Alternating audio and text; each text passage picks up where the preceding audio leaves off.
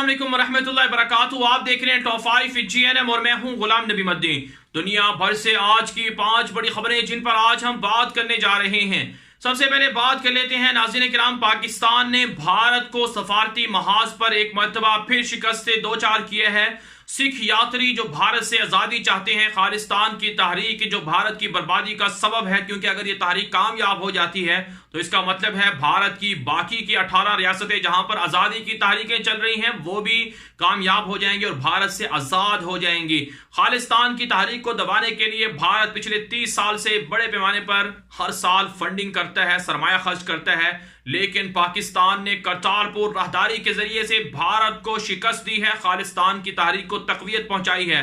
आज बाकायदा भारत ने मजबूरन पाकिस्तान के साथ करतारपुर राहदारी के हवाले से जो माहिदा है उस पर दस्तखत किए हैं।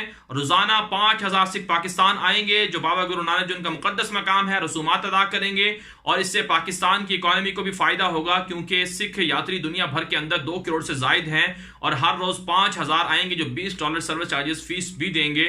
और साथ साथ जो बड़ी कामयाबी है वो ये है कि भारत खालिस्तान की तहरीक को दबाना चाहता था और पाकिस्तान के साथ ये माहिदा नहीं करना चाहता था, पाकिस्तान ने उन्हें शिकस्त दी है। इंशाअल्लाह जो कश्मीरी हैं, कश्मीरियों को भी जरूर आज़ादी मिलेगी।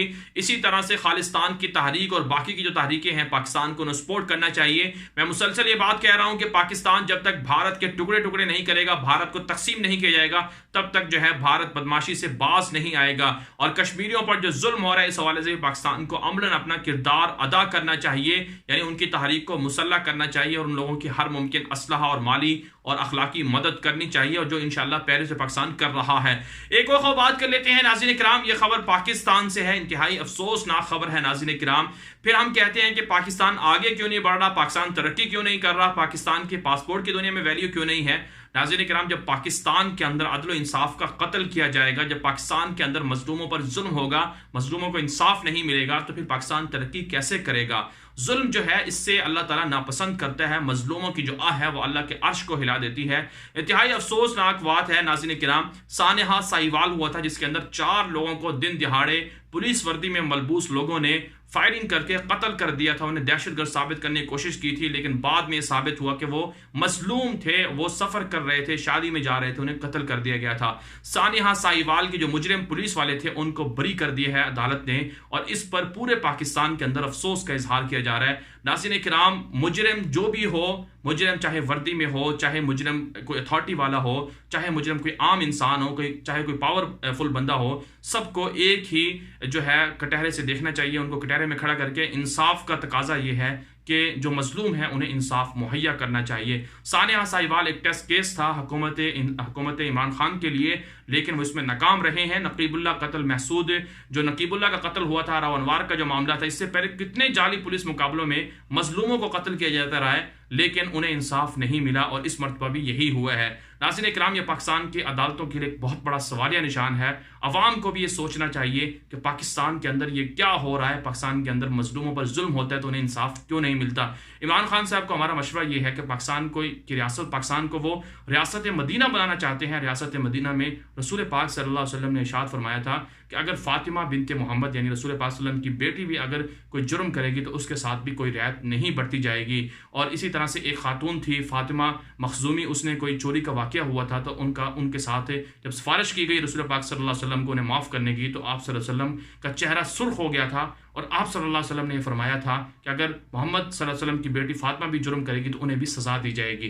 तो रियासत मदीना के अंदर तो यह निज़ाम था इमरान खान साहब, और पाकिस्तान की रियासत के अंदर आप मुजरिमों को रिहा कर रहे हैं, तो ये बहुत बड़ी नाकामी है पाकिस्तान की। इस पर हर किसी को आवाज़ उठानी चाहिए। एक और बात कर लेते हैं, ये खबर पाकिस्तान से है नाज़रीन किराम। पाकिस्तान की माशी तरक्की के हवाले से वर्ल्ड बैंक की जानिब से एक रिपोर्ट जारी हुई है, उसमें कहा गया है कि पाकिस्तान ने पिछले 1 साल के अंदर पाकिस्तान के अंदर जो सरमायाकारी का माहौल है उसे बेहतर बनाने में बहुत ज़्यादा कोशिश की है। इस वजह से पाकिस्तान 28 दर्जे तरक्की पाकर पाकिस्तान के अंदर सरमायाकारी के हवाले से बेहतरी आई है, और जो बैंकिंग का निज़ाम है, कारोबार के हवाले से, कारोबार करने के हवाले से पाकिस्तान के अंदर अच्छा निज़ाम है और पाकिस्तान के अंदर मुसलसल माशी तरक्की हो रही है। वज़ीर-ए-आज़म पाकिस्तान ने भी आज एक ऐलान किया है कि 2020 से पहले पाकिस्तान बेहतरीन सरमायाकारी का हवाले से जो मालिक है उनमें शामिल हो जाएगा। साथ ही साथ नाज़रीन किराम, जो ब्लूमबर्ग एक मशहूर नेटवर्क है उसकी जानिब से एक रिपोर्ट शाया हुई थी कि दुनिया के अंदर 2024 तक पाकिस्तान एक ऐसा मुल्क बन जाएगा जिसकी मईशत तरक्की याफ्ता ममालिक में शामिल हो जाएगी, मईशत तेज़ी से आगे बढ़ेगी। अच्छी बात है नाज़रीन किराम, पाकिस्तान के अंदर बहुत से ऐसे वसाइल हैं, बहुत सी ऐसी मादनियात हैं जिनको अभी तक तलाश ही नहीं किया गया, जिनको निकाला नहीं गया। पाकिस्तान के पास अपना पेट्रोल है, पाकिस्तान के पास गैस है, और पाकिस्तान के पास अल्लाह ताला ने सोने, चांदी और दीगर जो मादनियात हैं उनके ज़ख़ीरे रखे हैं, उनको इस्तेमाल करना चाहिए और पाकिस्तान के अवाम के लिए, पाकिस्तान की तरक्की के लिए उन्हें इस्तेमाल में लाना चाहिए। एक और बात कर लेते हैं, ये खबर शाम के अंदर जो फौजी ऑपरेशन चल रहा है तुर्की का, उस हवाले से है। नाज़रीन किराम, रूस और तुर्की ने मिलकर शाम के अंदर पेट्रोलिंग शुरू कर दी है। दूसरी जानिब से अमरीकी सदर डोनाल्ड ट्रंप का एक इंतहाई अहम बयान सामने आया है। अमरीकी सदर डोनाल्ड ट्रंप ने यह कहा है कि शाम के अंदर से जो अमेरिका ने अपनी फौजें निकाली हैं, ये उनका फैसला बिल्कुल दुरुस्त है। वो खून से लथपथ रेत के अंदर अपने फौजियों को मजीद कत्ल नहीं करवाना चाहते। और अमरीकी सदर डोनाल्ड ट्रंप ने यह भी कहा कि अमरीका जो है अब दुनिया के अंदर पुलिस मैन का किरदार अदा नहीं करेगा, अमरीका अपने फौजियों को वापस बुलाएगा। और इस फैसले पर तनकीद भी की जा रही है क्योंकि पेंटागन नहीं चाहता कि अमरीका की बालादस्ती मशरिक़ वस्ता के अंदर और बाकी दुनिया के अंदर कम हो। लेकिन नाज़रीन किराम, ये इबरत का मकाम है अमरीकियों के लिए कि वो अमरीका जो दुनिया के अंदर अपना ऑर्डर मनवाना चाहता है, जो दुनिया के अंदर अपनी बालादस्ती चाहता है, जिसने दुनिया के अंदर 2 लाख से ज़्यादा अपने फ़ौजी जो है मुख्तलिफ इलाकों में बिठाए हुए हैं, अब वही अमरीका अपने फ़ौजियों की लाशें, अपने फ़ौजियों की कन्फ्यूजन और अपने फ़ौजियों का डिप्रेशन और अपने फ़ौजियों की बर्बादी और अपने वसाइल का खर्च जो बेमुहार खर्च था, ये इसी तरह से बेपनाह जो उनका नुकसानात हुए हैं, जो खसारा हुआ है, उस खसारे से अमेरिका भी अब तंग आ चुका है और अपने फौजियों को वापस बुला रहा है। बहरहाल तुर्की की बहुत बड़ी कामयाबी है कि तुर्की ने शाम से मुल्हिका जो कुर्द बागी थे उनको वहां से ख़त्म किया, वहां से हटने पर मजबूर किया।